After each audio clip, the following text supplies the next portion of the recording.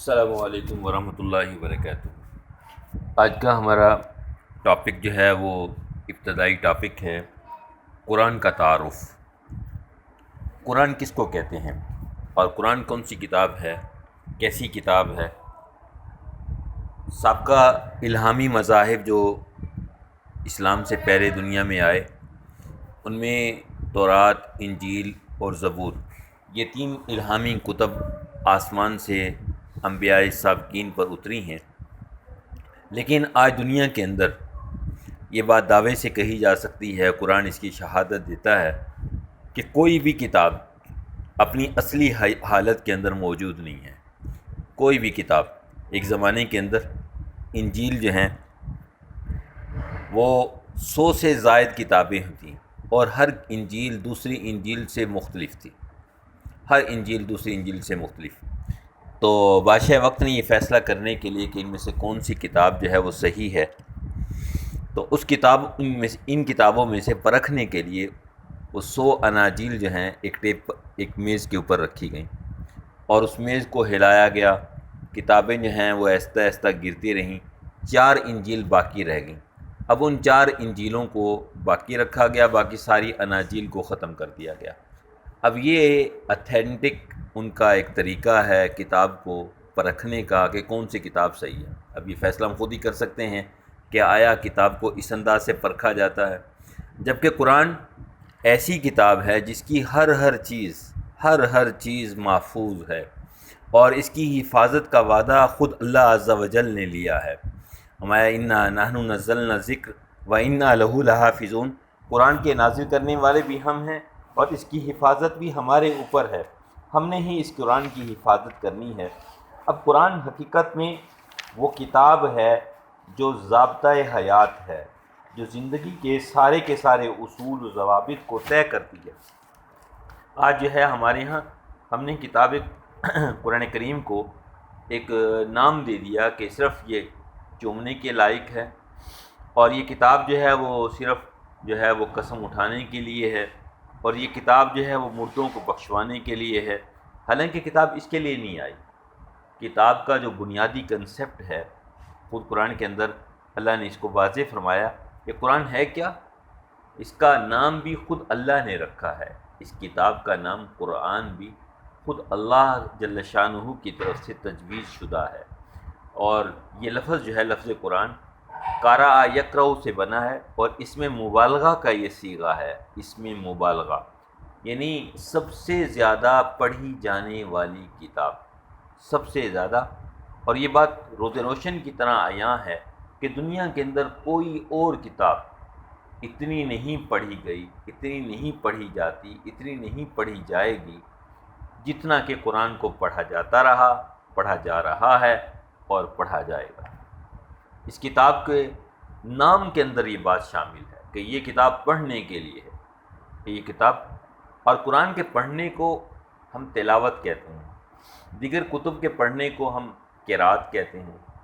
اب قرآن بھی پڑھا جاتا ہے، کتابیں بھی پڑھی جاتی ہیں، لیکن قرآن کے پڑھنے کو تلاوت کیوں کہا گیا؟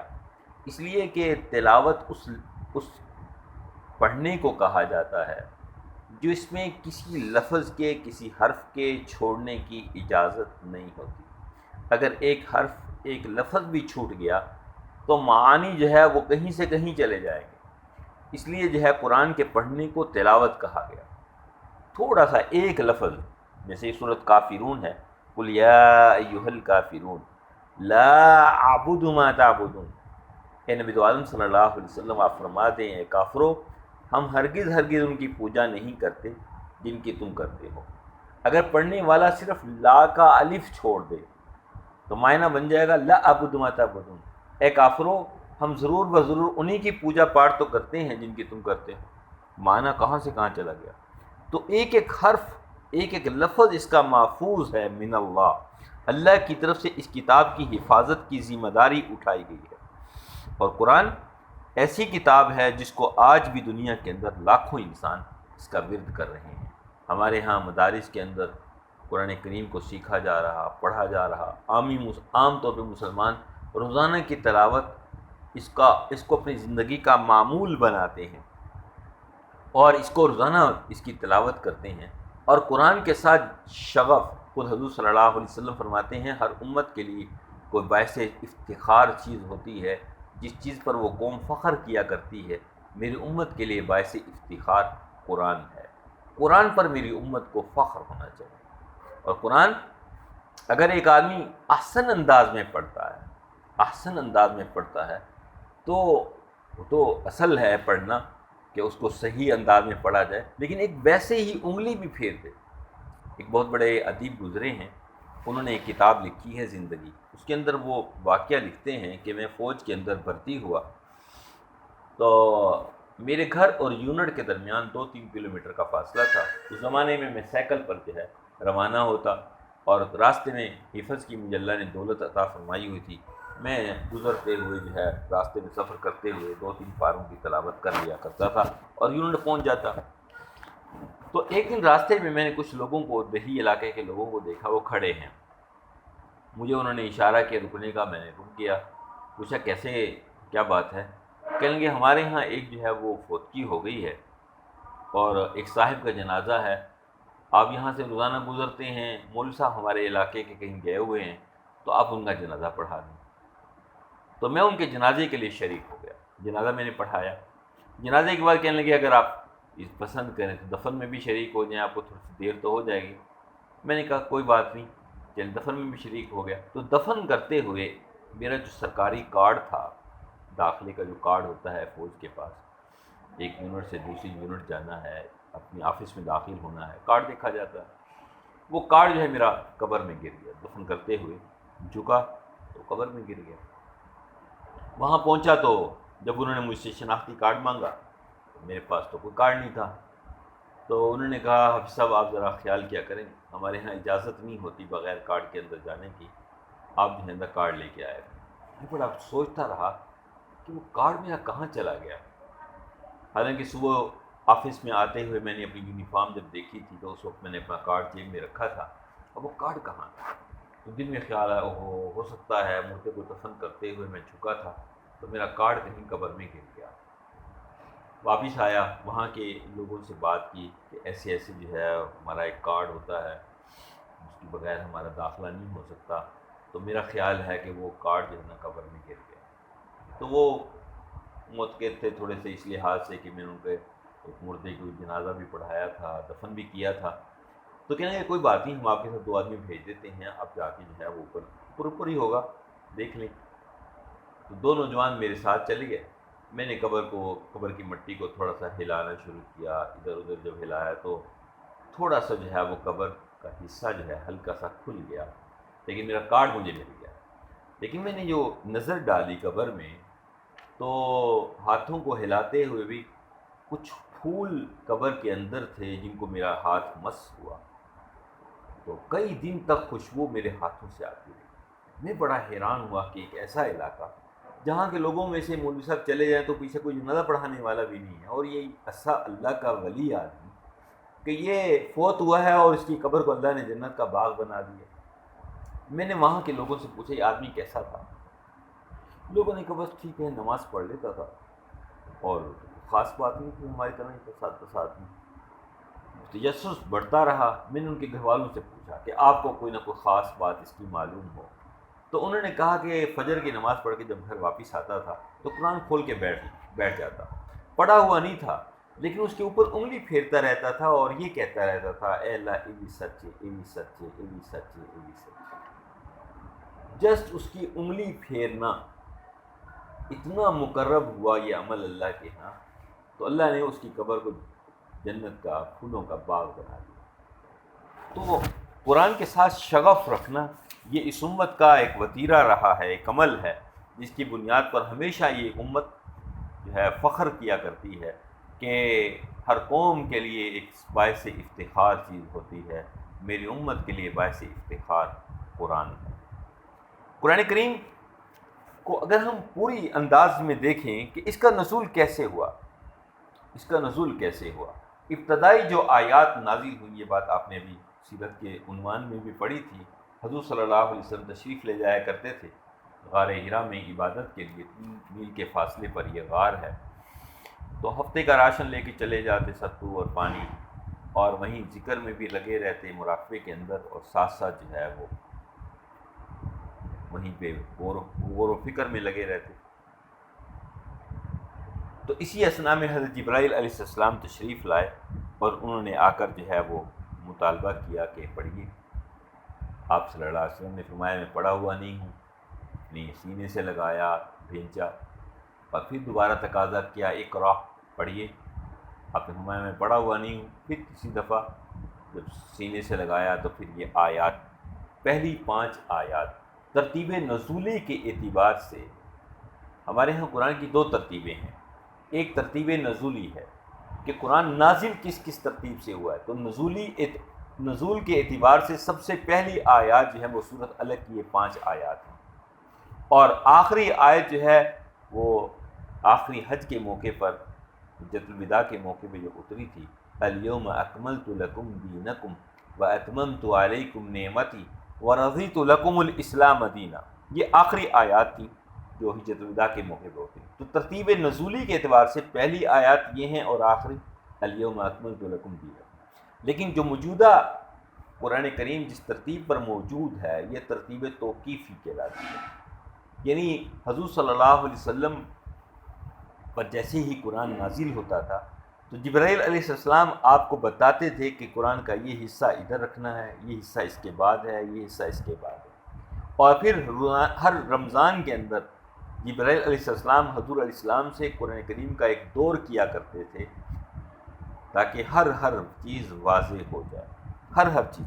تو آپ صلی اللہ علیہ وسلم وحی کی کتابت کیا کرتے تھے، وحی کی کتابت ہوتی تھی، جیسے ہی قرآن کریم نازل ہوتا آپ صلی اللہ علیہ وسلم کاتبین وحی کو متوجہ کرتے اور وہ جو ہے قرآن کریم کو لکھ لیتے تھے۔ ایسے ہی نہیں تھا کہ آپ نے فرما دیا سینہ بہ سینہ، نہیں، پہلے اس کو لکھا بھی گیا ہے۔ صحابہ کرام نے قرآن کی جو حفاظت کی ہے وہ 2 طرح سے ہے، ایک ہے حفظ کے ذریعے سے اور دوسرا ہے کتابت کے ذریعے سے۔ یہ عام طور پہ ایک سوال آتا ہے کہ عہد نبوی میں حفاظت قرآن کی کیا شکل رہی؟ تو پہلی شکل کیا تھی؟ کتابت، دوسرا حفظ، کہ جو آیت اتری ہے اس کو زبانی یاد کر لیتے، جو آیت اتری اس کو زبانی یاد کر لیتے، ساتھ ساتھ اس کو لکھا جاتا۔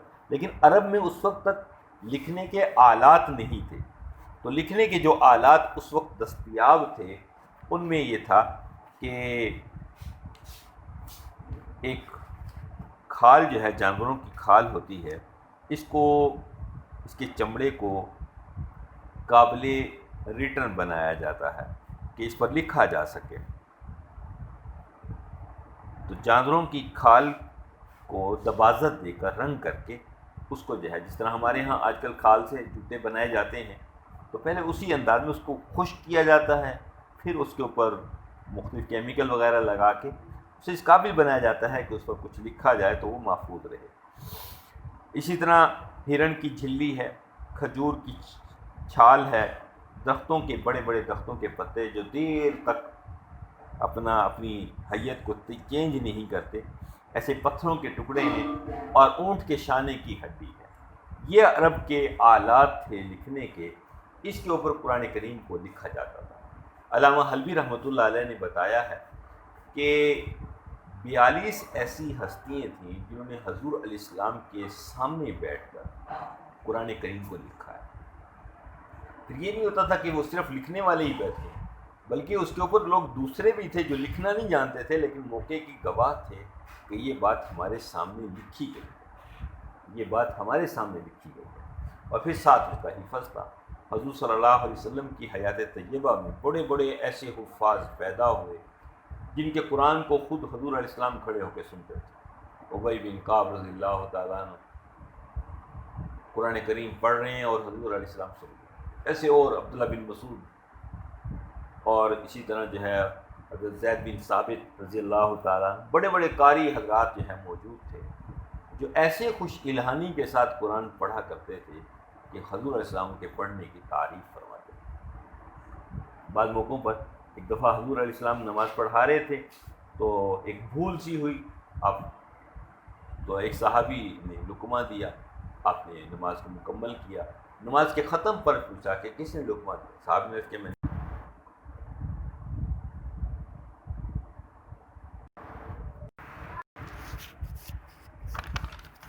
تو وہ ہستیاں جن لوگوں نے قرآن کریم کی کتابت میں حصہ لیا ان میں 4 تو خلفاء ہیں. حضرت ابو بکر رضی اللہ تعالیٰ، عمر فاروق رضی اللہ تعالیٰ، عثمان غنی رضی اللہ تعالیٰ، اور حضرت علی المرتضیٰ رضی اللہ تعالیٰ عنہ، حضرت معاویہ بن ابو سفیان رضی اللہ تعالیٰ عنہ، اور حضرت زبیر بن عوام، حضرت ابی بن کعب، حضرت عبداللہ بن رواحہ، حضرت عبداللہ بن مسعود، حضرت عبداللہ بن ارقم، اور ایسی ہستیاں جن لوگوں نے حضور صلی اللہ علیہ وسلم کی سامنے بیٹھ کر قرآن کریم کی کتابت فرمائی. جیسے یہ آیات نازل ہوتی تو ان میں سے جو حضرات موجود ہوتے وہ قرآن کریم کو ان چیزوں پر لکھ لیتے تھے اور پھر ان کو اپنے پاس محفوظ کر لیتے. جو کتابت جانتے تھے وہ لکھتے تھے اور جو نہیں جانتے تھے وہ اس کے گواہ بنتے. تو قرآن کریم کو جمع کیا گیا، سارے کا سارا قرآن کریم اس انداز سے جمع ہوا. عبداللہ بن عمر بن عاص رضی اللہ تعالیٰ عنہ کہتے ہیں کہ میں نے عہد نبی میں سارا قرآن جمع کر لیا تھا اور رات بھر میں اسے پڑھتا رہتا تھا. نبی عالم صلی اللہ علیہ وسلم نے 1 ماہ میں پورا قرآن پاک پڑھنے کا مجھے حکم دیا. اور حفصہ رضی اللہ عنہ کے گھر میں بھی پورا قرآن کریم صندوق کے اندر موجود تھا. تو یہ قرآن کریم عہد نبوی کے اندر محفوظ ہوا ان 2 ذریعے سے، ایک کتابت کے ذریعے سے اور دوسرا حفظ کے ذریعے سے. اب قرآن جو ہمارے پاس آیا ہے یہ بولتا ہوا آیا ہے، وحی کے ذریعے سے آیا ہے. ایسے نہیں آیا کہ لکھا لکھایا اللہ کی طرف سے اتر آیا ہو اور آپ صلی اللہ علیہ وسلم نے صحابہ کو دے دیا ہو. موقع بموقع اللہ جل شانہ اپنے مقرب فرشتے جبرائیل امین کے ذریعے سے حضور صلی اللہ علیہ وسلم تک وحی فرماتے. وحی کیا ہوتی ہے؟ وحی جو ہے وہ اس کے لغوی معنی اشارہ کرنا، پیغام دینا، دل میں ڈالنا، چھپا کر بولنا اور لکھنا.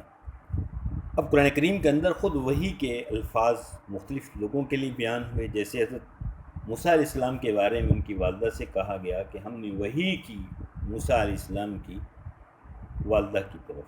ایسے ہی ایک اور موقع بھی فرماتے ہیں وَأَوْحَىٰ إِلَى النَّحْلِ، اللہ فرماتے ہیں ہم نے شہد کی مکھی کی طرف وحی کی. تو وحی کا معنی دل میں بات کا ڈال دینا، خفیہ اشارہ کرنا، پیغام دینا. لیکن اصطلاحاً وحی کس کو کہتے ہیں؟ اصطلاحاً وحی اس ذریعہ غیبی کا نام ہے جو بغیر کسی غور و فکر، کسب و نظر، تجربہ اور استدلال کے اللہ کی طرف سے محض اس سے. وحی کہ اللہ جل شانہ نے 2 جو ہیں وہ شکلیں بنائیں. ایک وحی ہے وحی جلی، ایسی وحی جس کے الفاظ واضح ہوں، جو صاف الفاظ کے ساتھ آئے اور جنہیں فرشتہ تلاوت کر کے سنائے. اس وحی کو وحی جلی یا وحی متلو کہا جاتا ہے. یعنی ایسی وحی جو صاف الفاظ میں ہے اور جس کی تلاوت ہوتی ہے. اس سے پورا قرآن جو ہے ان دونوں کی مثال ہے. وحی جلی بھی وہی چیز ہے اور وحی متلو بھی. فرق صرف الفاظ کے معنی کا ہے. وحی جلی کہیں گے وہ وحی جو صاف الفاظ میں آتی ہے، اور وحی خفی اور وحی متلو جس وحی کی تلاوت ہوتی ہے. وحی کی دوسری قسم ہے وحی خفی، یعنی ایسی وحی جس کے الفاظ واضح نہ ہوں، جس کا معنی اور مفہوم دل میں القاء ہو اور اس کی تلاوت نہ کی جائے. اس وحی کو وحی خفی یا وحی غیر متلو کہتے ہیں. اس کی مثال جو ہے وہ احادیث کی، وحی جلی اور وحی خفی. اب ایک بڑا اہم سوال ہے کہ وحی آخر اترتی کیسے تھی؟ کون کون سی شکلیں ہیں جن شکلوں کی بنیاد پر وحی اترا کرتی تھی؟ تو سورہ شورى کی آیت نمبر 51 میں اللہ جل شانہ نے 3 شکلیں بیان فرمائی ہیں. وَمَا كَانَ لِبَشَرٍ أَن يُكَلِّمَهُ اللَّهُ إِلَّا وَحْيًا أَوْ مِن وَرَاءِ حِجَابٍ أَوْ يُرْسِلَ رَسُولًا فَيُوحِيَ بِإِذْنِهِ مَا يَشَاءُ. کسی بشر کا یہ کام نہیں ہے کہ اللہ اس کے ساتھ بات کرے. اس کی بات یا تو وحی کے طور پر ہوتی ہے یا پردے کے پیچھے، یا پھر فرشتہ بھیجتا ہے اور اس کے حکم سے جو کچھ چاہتا ہے وہی کرتا ہے. تو 3 شکلیں اس آیت کے اندر وحی کی ہوئی، ایک اشارہ غیبی، دوسرا اللہ کا بندے کے ساتھ پردے کے پیچھے سے کلام کرنا، اور تیسرا فرشتے کے ذریعے سے بات کرنا۔ اور دو شکلیں جو ہیں وہ حدیث کے اندر آئی ہیں، ان میں ایک ہے گھنٹی کی آواز اور دوسرا ہے سچے خواب۔ سلسلۃ الجرس، گھنٹی کی آواز۔ ام عائشہ رضی اللہ تعالیٰ عنہ نے اور بعض احادیث کے اندر اور بھی ہستیاں ہیں، حارث بن حشام، عبداللہ بن عمر بن عاص، حضور اسلام سے سوال کیا، اللہ کے رسول آپ پر وحی کیسی اترتی ہے؟ تو آپ نے فرمایا میرے پاس گھنٹی کی آواز آتی ہے اور یہ میرے اوپر بڑی شدید ہوتی ہے، سخت ترین ہوتی ہے، اور جب یہ وحی نازل ہو رہی ہوتی ہے مجھے ایسی محسوس ہوتا ہے جیسے میری جان نکل گئی، اور جب یہ سلسلہ منقطع ہوتا ہے تو فرشتے کے الفاظ مجھے یاد ہو چکے ہوتے ہیں۔ دوسری روایت میں ہے کہ جب یہ وحی سخت سردی کے موسم میں بھی اترتی تو مجھے پسینہ آ جاتا، اور اگر میں طاقتور اونٹنی پر بھی سوار ہوتا تو وہ بھی بوجھ سے بیٹھ جاتا۔ تو گھنٹی کی آواز نزول وحی کی پہلی شکل، گھنٹی کی آواز۔ دوسری القاء فی القلب، دل میں بات کا ڈال دینا۔ اللہ جل شانہ اپنے نبی کے دل میں ایک بات ڈال دیتے ہیں اور بغیر کسی واسطے کے براہ راست اللہ اپنے نبی کے دل کو ایک بات سمجھا دیتے ہیں۔ متعدد روایات میں یہ بات آتی ہے، حضور اسلام فرماتے ہیں فلاں موقع پر میری دل میں یہ بات ڈالی گئی، فلاں موقع پر مجھے یہ بتایا گیا۔ تیسری شکل ہے سچا خواب، رویا صادقہ۔ ام عائشہ رضی اللہ تعالیٰ عنہ فرماتی ہیں کہ حضور صلی اللہ علیہ وسلم کو جو وحی کا آغاز ہوا وہ سچے خوابوں سے ہوا، سچے خوابوں کے ذریعے۔ اور قرآن کریم کے اندر ہمیں یہ بات معلوم ہوتی ہے کہ خود حضرت ابراہیم علیہ السلام کو سچے خواب آئے اور انہوں نے اپنے بیٹے سے یہ ذکر کیا، یا بنی انی رأیت فی المنام انی اذبحک فانظر ماذا تری، اے بیٹے میں تجھے دیکھ رہا ہوں کہ میں تجھے ذبح کر رہا ہوں، آپ کی اس بارے میں کیا رائے ہے؟ تو نبی کو خواب میں یہ بات بتائی گئی۔ خود حضور صلی اللہ علیہ وسلم کو بھی شروع میں پہلے جو ہے وہ خواب کے اندر کوئی بات آپ دیکھ لیتے، صبح جب آپ باہر تشریف لاتے تو وہی بات جو اپنے خواب میں دیکھی ہوتی تھی وہ بہو آپ کے سامنے آ جاتی۔ تیسری شکل ہے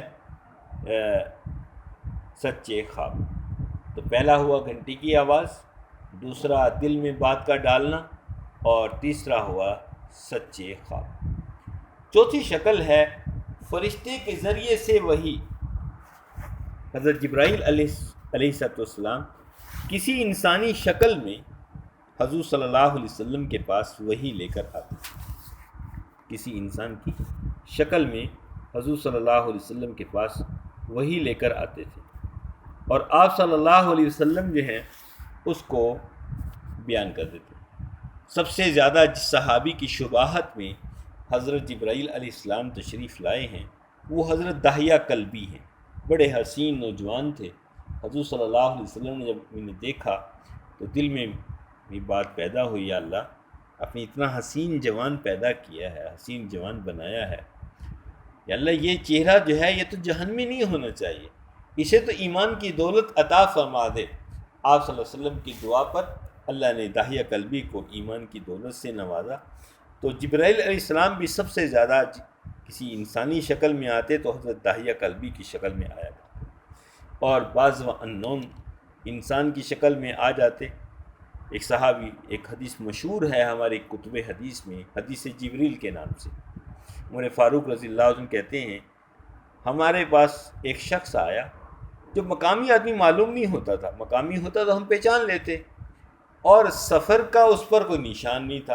اگر دور سے آیا ہے تو ظاہر ہے کپڑوں پر، جسم پر کوئی مٹی، کوئی دھول وغیرہ کا اثر ہوتا، وہ بھی نہیں نظر آیا۔ اجلے کپڑوں کے ساتھ آیا اور آ کر اس نے حضور علیہ السلام کے گھٹنوں سے اپنے گھٹنے ملا دیے، اپنے ہاتھ اپنی ران پر رکھ دیے، اور حضور صلی اللہ علیہ وسلم سے سوال کرنے لگا۔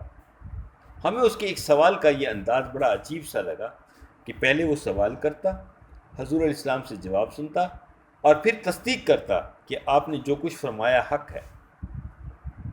پہلا سوال کیا گیا ایمان کیا ہے، پھر پوچھا گیا اسلام کیا ہے، پھر فرمایا کہ اخلاص کیا ہے، پھر پوچھا کہ قیامت کب آئے گی، پھر پوچھا کہ قیامت کی نشانیاں کیا ہیں۔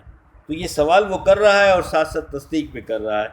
جب وہ چلا گیا تو آپ صلی اللہ علیہ وسلم نے فرمایا یہ جبرائیل تھے اور تمہیں تمہارا دین سکھانے کے لیے آئے تھے۔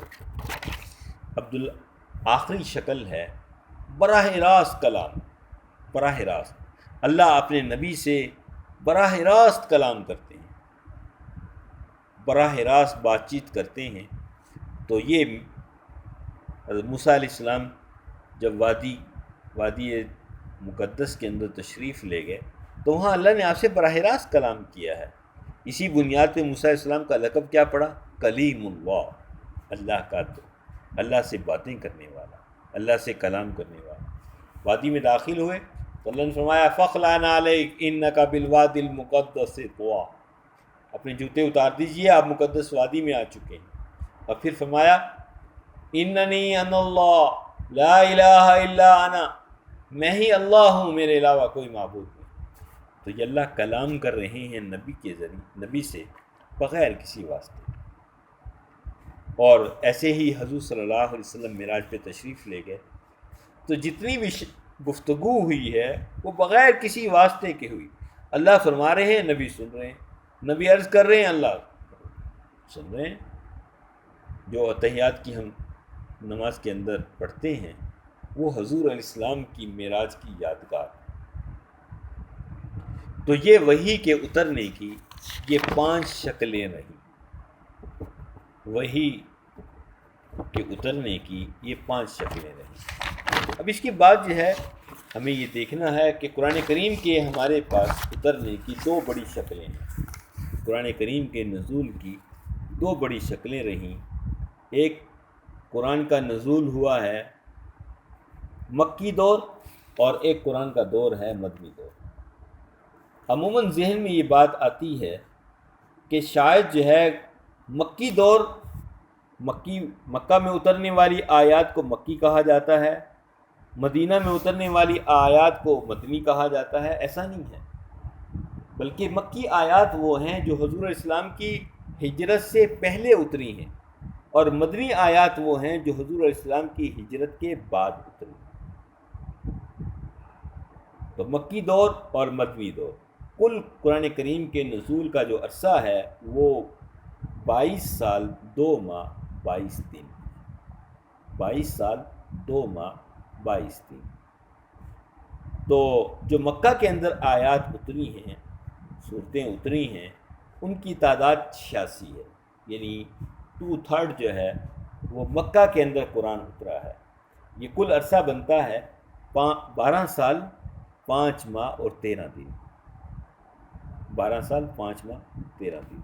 اور جو مدنی آیات ہیں وہ حضور علیہ السلام کی ہجرت کے بعد اتری ہیں، ان کی تعداد 28 ہے، اور ان کا کل نزول کا جو عرصہ ہے وہ 9 سال 9 ماہ 9 دن، 9 سال 9 ماہ 9 دن۔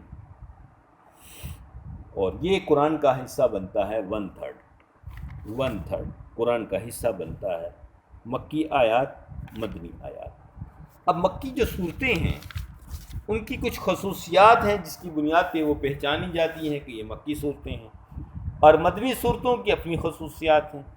مکی صورتوں کی ایک بڑی خوبی یہ ہے کہ وہ مختصر ہیں، چھوٹی ہیں، اور دوسرا ان کے اندر جو خطاب ہے وہ یا ایھا الناس ہے، اے لوگو، اے لوگو۔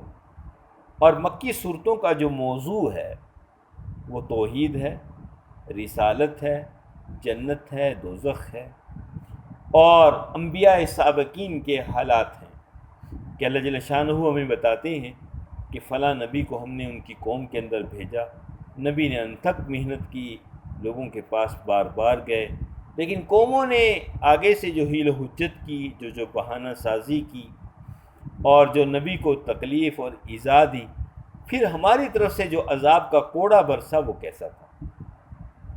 تو یہ حالات ہمیں مکی صورتوں کے اندر نظر آتے ہیں، اور مکی صورتیں ان کی زبان بڑی فصیح اور بلیغ ہے۔ فصاحت اور بلاغت یہ کلام کا ایک بہت بڑی خوبی ہے، کیونکہ عربوں کو اپنی زبان کے اوپر بڑا ناز تھا، اور یہ انتھک کوششیں کرتے تھے کہ ہم بڑے بڑے شعراء اور بڑے بڑے مقرر لوگوں کے ذریعے قرآن کا مقابلہ کریں۔ تو قرآن نے انہیں چیلنج بھی کیا کہ لے آؤ ہمارے مقابلے میں کوئی صورت، لیکن نہیں لا سکے۔ اور بڑے بڑے شعراء نے جب قرآن کریم کو سنا ہے تو وہ عاجز ہو کر کہنے لگے ما ھذا الا قول البشر، یہ کسی انسان کا کلام ہو ہی نہیں سکتا، یہ تو اللہ کا کلام ہے۔ تو ہر حرف کے اندر ایسی فصاحت، ایسی بلاغت چھپی ہوئی ہے، ایسا وہ انداز ہے کہ ایک انسان جو ہے وہ ایک عنوان کو تو بیان کر دے گا، ایک بات کو تو بیان کر دے گا، لیکن مختصر سے وقت کے اندر اتنی بڑی حقیقتیں ایسے بیان کرنا کہ سننے والا اور سوال کرنے والا ششدر رہ جائے، پریشان ہو جائے، اور اس کے پاس کوئی جواب نہ بن پائے، تو اس پہ وہ کہا کرتے تھے یہ کسی انسان کا کلام نہیں ہے، یہ کلام ربی ہے۔ دوسری صورتیں ہیں مدنی صورتیں طویل ہیں، اور مدنی صورتوں کا جو موضوع ہے وہ ایک اسلام کی پوری ایک زندگی ہے۔ گھریلو زندگی کیسی ہو، معاشی کمانے کے اعتبار سے کیسی ہو، معاشرتی رہنے کے اعتبار سے کیسی ہو، عدالتی فیصلے کیسے ہوں، اور معاہدات کیسے ہوں، اور نان مسلم کے ساتھ تعلقات کیسے ہوں، اور لوگوں کے ساتھ جب لڑنا پڑے اس کے اصول و ضوابط اور مال غنیمت کی تقسیم کیسی ہو، پوری ایک زندگی کو سمیٹ دیا گیا مدنی صورتوں کے اندر۔ جہاد کا حکم اور جنگی امور سے متعلق ہدایات ساری کی ساری ہمیں مدنی صورتوں کے اندر نظر آتی ہے۔ اس کی زبان سادہ اور عام فہم ہے، کیونکہ اب اسلام دلوں میں گھر کر چکا ہے۔ اب احکامات بتلانے ہیں، اور عموماً احکامات جو بتلائے گئے وہ اجمالی طور پہ بتائے گئے۔